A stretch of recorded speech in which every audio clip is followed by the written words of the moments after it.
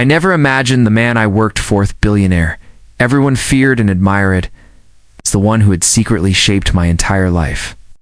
I used to think fate was cruel for leaving me an orphan, but I was wrong. Fate had a twisted sense of irony. My name is Ethan Cole, and for 26 years I believed I was just another foster kid who got lucky. I was taken in by a wealthy sponsor who never showed his face, sent to the best schools, and eventually got a job at Cole Industries' empire. People said Mr. Adrian Cole was ruthless, but brilliant. Oh, the kind of man who built walls around his heart and never let anyone close. When I first saw him in person, I understood why. He carried a silence that felt heavier than words, and is ice-cold, gray, and distanced, to see through everyone. I started as a junior analyst, working long nights just to prove I belonged there. He noticed my work one day and called me into his office. "You're ambitious," he said, his voice deep and measured. "Don't lose that." I remember how strange it felt, like there was something familiar in his tone, something I couldn't explain. Over the years, he became a mentor of sorts. He taught me not just about business, but about control, loyalty, and the price of power. Yet there was always distance between us. Like an invisible wall, he refused to let me cross. Sometimes I caught him looking at me with a softness that didn't match his reputation, almost fatherly. But I brushed it off. Billionaires didn't have time for sentiment, and I didn't have time for fantasies. Then one night, everything changed. I was called to his mansion, a rare invitation. He was sick, the staff whispered. Cancer, stage 4. When I entered his study, he looked fragile, like the world had finally taken its toll. "Ethan," he said, voice trembling slightly, "there's something I've kept from you, Semethan, that will change everything." My stomach tightened. The man I admired was suddenly vulnerable. "What are you talking about?" I asked, trying to sound calm. He smiled sadly and whispered, "You're not just my protege, you're my son." The words hit me like a punch to the chest. For a moment I just stared at him, my mind blank, my heart thundering so loudly I could barely hear. "Your son?" I repeated, my voice cracking. He nodded, eyes glistening with something between pride and regret. "I lost you when you were a baby," he said softly. "Your mother. She left without telling me she was pregnant. I searched for years, Ethan. When I found out what happened to her, it was too late. You were already in the system." My breath caught in my throat. The memories of my childhood flashed before my ice-cold foster homes. The birthdays spent alone, the quiet nights where I'd wonder who my real parents were. All this time, he knew. "You adopted me?" I whispered. "Yes, but anonymously," he admitted. "I wanted to protect you from my world, from the people who would use you to get to me. I watched you grow, sent you opportunities, made sure you never struggled again." My hands were shaking. "You let me think I was alone?" I shouted, unable to hold it in any longer. "You had the power to change everything for me, and you chose to watch from a distance?" He winced, but didn't argue. "You needed to become strong on your own," he said quietly. "If I had told you the truth too soon, it would have destroyed you, made you soft, and I couldn't let that happen." His voice broke on the last word, and for the first time, I saw something human behind that steel facade. Still, anger burned in my chest. "You think you did me a favor?" I asked bitterly. "You raised me like a project, not a son." He looked down, guilt etched across his face. "Maybe I did," he whispered. "But I did it because I loved you the only way I knew how." I wanted to scream, to walk out, and never look back. But something in his expression stopped me, desperate plea in his eyes, like a man begging for redemption. "Ethan," he said weakly, "there's more. You're not just my son. You're my heir. And that truth will make you a target." Asterisk, I froze, unsure if I had heard him correctly. "Your heir?" I repeated slowly. Adrian nodded, coughing into a handkerchief that came away stained with traces of blood. "Everything I've built, Cole Industries, the holdings, the assets, all meant for you," said, his voice weakening. "But there are people who will never accept that. They'll come for you, and they won't play fair." My pulse raced. The thought of inheriting billions didn't excite me, it terrified me. I had worked in that company long enough to know how vicious the corporate world could be. And Adrian Cole's family. They were known for their greed. What about them? I asked, almost afraid of the answer. He sighed heavily. My sister, Victoria. My nephews, Derek and Lance. They've been waiting for me to die. They think the empire is theirs by right, but it isn't. They never earned it. He looked at me with fierce determination. You did? I felt the room closing in around me. They'll never believe it, I said quietly. They'll say I manipulated you, gave a faint smile. Then you'll show them who you are. The same boy who survived the system, the man who fought his way here. You don't need their approval. I wanted to believe him, but all I could think about was the storm that was about to erupt once this secret got out. Why now? I asked, my voice trembling. Why tell me when you're already dying? His eyes softened. Because I can't leave this world with another lie. I wanted to see your face when you learned the truth, not a lawyer reading it to you in a will. My throat tightened. For years I had dreamed of finding my father, of hearing the words, I'm proud of you. Now that it was happening, all I felt was confusion and anger. I don't know if I can forgive you, I said quietly. I don't expect you to, he replied. But promise me you'll protect what's yours. Promise me you won't let them destroy everything we built. He reached out a trembling hand. For a second I hesitated, then took it. His skin was cold, fragile. I promise, I whispered, not realizing how that promise would soon drag me into a war I never wanted to fight. Asterisk, 2 weeks later, Adrian Cole was gone. The news spread like wildfire. Billionaire tycoon dead at 70, leaving behind a vast fortune and an empire worth billions. I stood at the funeral in a black suit, feeling the weight of every stare. Reporters whispered, executives speculated. The family, so-called Cole bloodline, watched me with thinly veiled contempt. Victoria, his sister, approached me with a smile that didn't reach her eyes. You must be Ethan, she said smoothly. Adrian spoke of you. The prodigy from the lower ranks, wasn't it? Her tone dripped with mockery. I guess you were quite close. Met her gaze and replied calmly. He believed in me. She laughed softly, almost pityingly. Oh, I'm sure he did.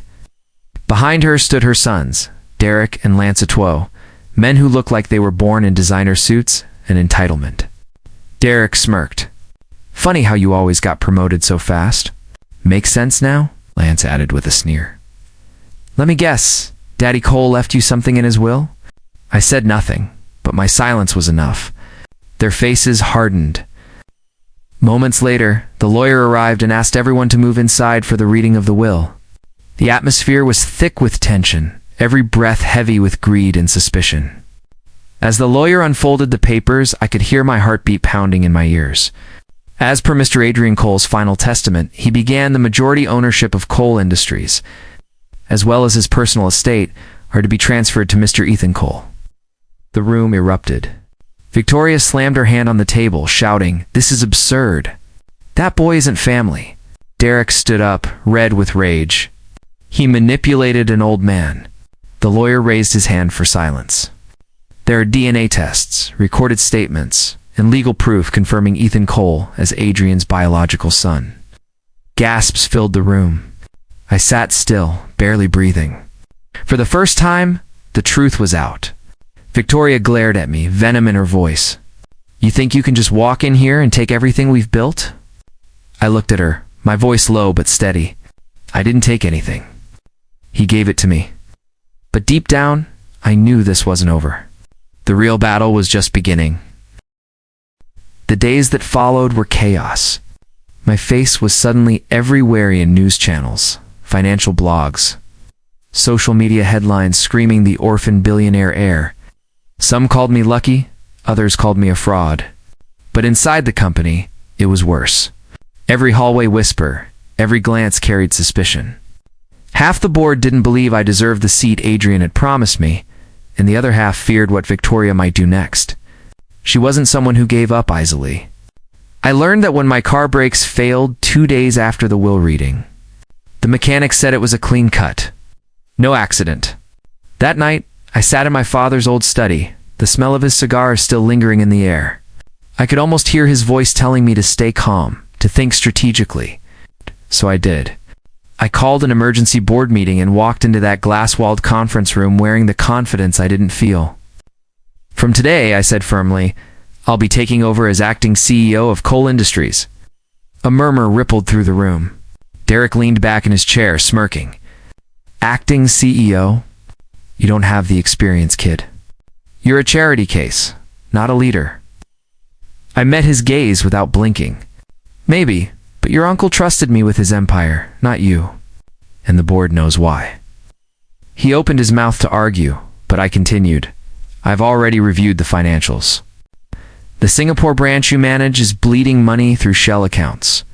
Care to explain? The smirk vanished. The other board members turned toward him, eyes narrowing. I didn't wait for his excuse. Coal Industries will no longer tolerate corruption. My father believed in integrity. I intend to restore that. For the first time, they looked at me not as an intruder, but as a threat. When the meeting ended, I walked out knowing I'd made enemies, but also earned a sliver of respect.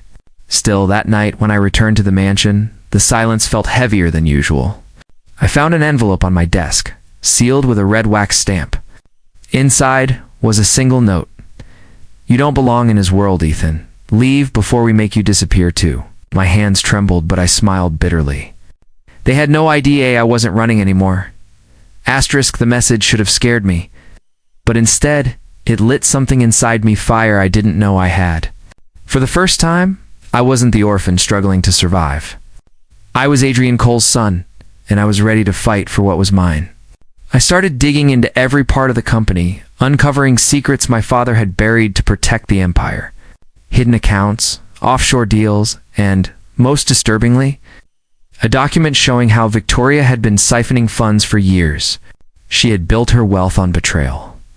I printed the evidence, tucked it into a folder, and waited. At the next board meeting, she walked in, confident as ever, her diamond necklace catching the light like a warning. Still pretending to be a Cole, Ethan? She mocked. I smiled faintly. No, I'm proving it. I slid the folder across the table. This is your legacy, Aunt Victoria. Money stolen from Coal Industries, from shareholders, from your own brother. She froze as the board members opened the files, scanning the pages. Derek jumped up. This is fake. I leaned back. Then you won't mind if I hand it over to the authorities? The room erupted. Shouts, denials, threats, but I stayed silent, watching them crumble. Victoria's mask finally cracked. You think you can destroy me? She hissed, her voice trembling with rage. You're nothing but a mistake he couldn't erase. For a moment her words stung, but then I remembered the way my father looked at me in his final days, proud. Relieved, like he had finally found what he'd been searching for. I stood and faced her. Maybe I was a mistake to you, I said steadily, but to him, I was redemption. Her eyes widened with hate before she stormed out, dragging her sons with her. The board voted unanimously to remove her from all positions. I should have felt victorious, but as the meeting ended, a strange sadness washed over me.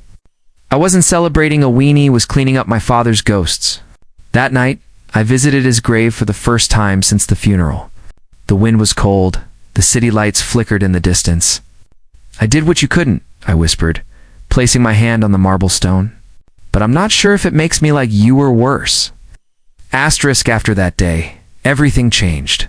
The board respected me, the media praised me, and investors called me the new face of the Cole legacy. But behind all the headlines and handshakes, I felt empty. Power didn't heal the wounds of the past, it only deepened them. I started reading my father's journals, searching for something that could make sense of everything he did. Late one night, I found a letter addressed to me, sealed in an envelope yellowed with age. The handwriting was shaky, but the words were clear. Ethan, if you're reading this, then I am gone. I know you hate me for what I've done. I watched you suffer when I could have stopped it. I thought distance would protect you, but it only broke both of us. I didn't just lose my Sony, lost my chance at redemption. Please don't become what I was. Don't let power harden you.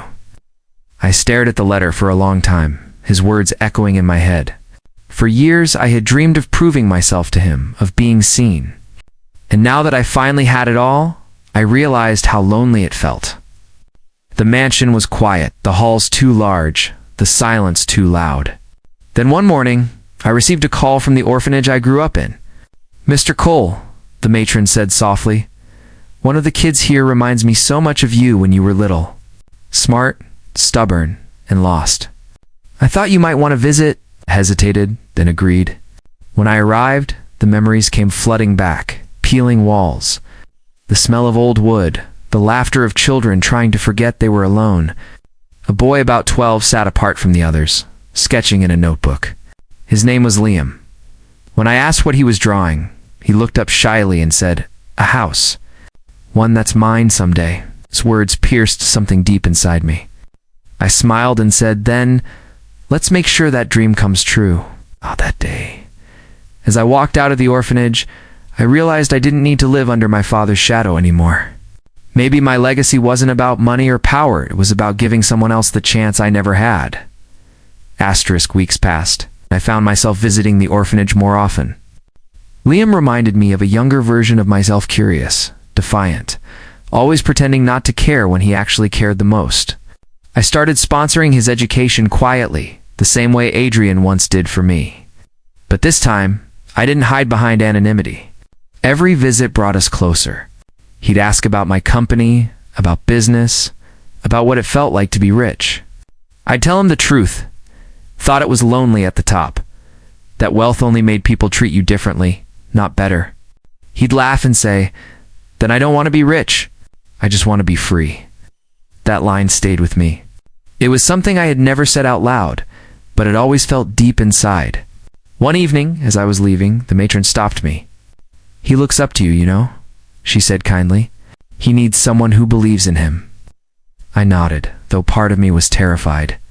What if I turned out like Adrian, loving from a distance, afraid to be vulnerable? But this time, I wanted to do things differently. I wanted to break the cycle.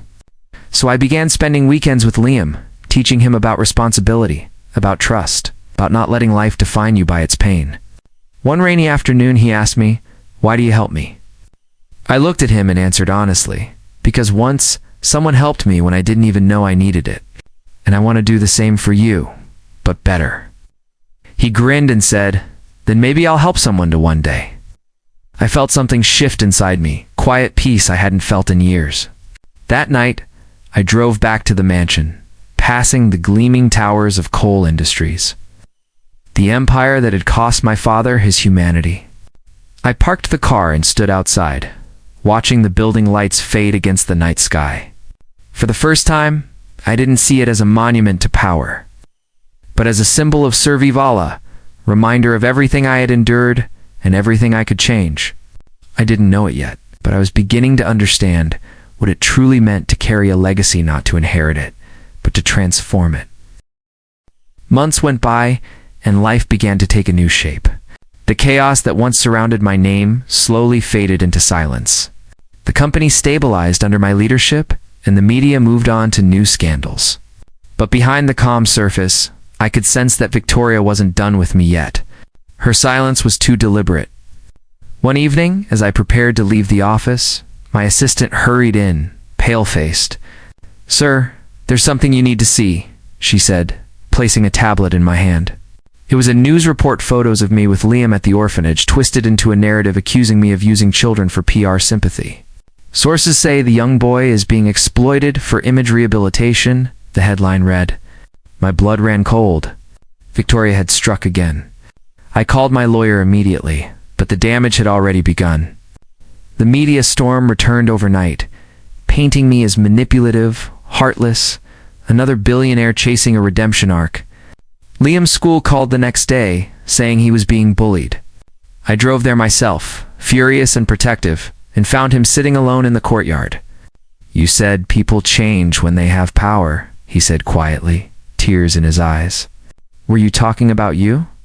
The words shattered me. I knelt down beside him, my voice breaking. "No, Liam, they're lying. They always twist what they don't understand. But I'll fix this, I promise you." He looked at me with the same mix of anger and hurt I'd once felt toward my father. That's when I realized the circle was repeating again, and it had to stop now. That night, I held a press conference and not scripted, not rehearsed, just raw truth. Yes, I visit that orphanage, I said to the cameras. Because I was one of those kids? Because money didn't save, Mezzamine's faith did. If that makes me look weak, so be it. I'm not here to protect an image. I'm here to break a cycle. For a long moment, the room was silent.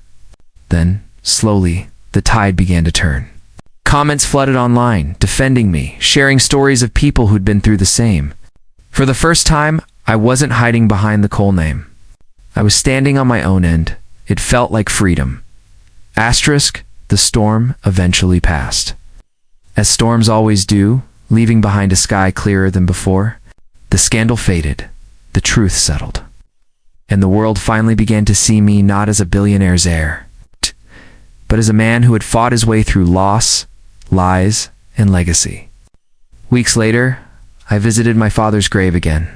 This time, I didn't come with anger or questions. I came with peace. I knelt beside the cold marble stone, the autumn wind brushing through the trees, and said quietly, "I finally understand you." I realized that Adrian Cole hadn't been a monster, had been a man trapped by his own mistakes, trying to love the only way he knew how. And maybe, just maybe, he had hoped I'd find the courage to do better than him. I placed a small photograph on his grave. It was of me and Liam, smiling after his school science fair. "You were right," I whispered. "Power means nothing if you don't use it to lift someone else." The sky above was gray, but it didn't feel heavy anymore. When I turned to leave, I saw Liam waiting near the car, waving at me with that fearless grin of his. "You ready, Mr. Cole?" he shouted playfully. I smiled, walking toward him. "Yeah, let's go home." As we drove back, I glanced at the city's skyline at the empire my father built, the one I now led. But I didn't see concrete and glass anymore. I saw stories. Every building, every light, every dream that started from nothing. I thought about the boy I once wasted, the orphan who longed for a family, the worker who fought for recognition, the son who finally found truth in pain. And in that moment, I knew the past no longer defined me. It shaped me, but it didn't own me. Liam looked up from his seat and asked, "Do you think people like us can really change the world?" I laughed softly and replied, "We already are." As the car disappeared into the glow of the evening lights, I felt something I hadn't felt in years. The kind that doesn't come from wealth or legacy, but from love, forgiveness, and the decision to start again.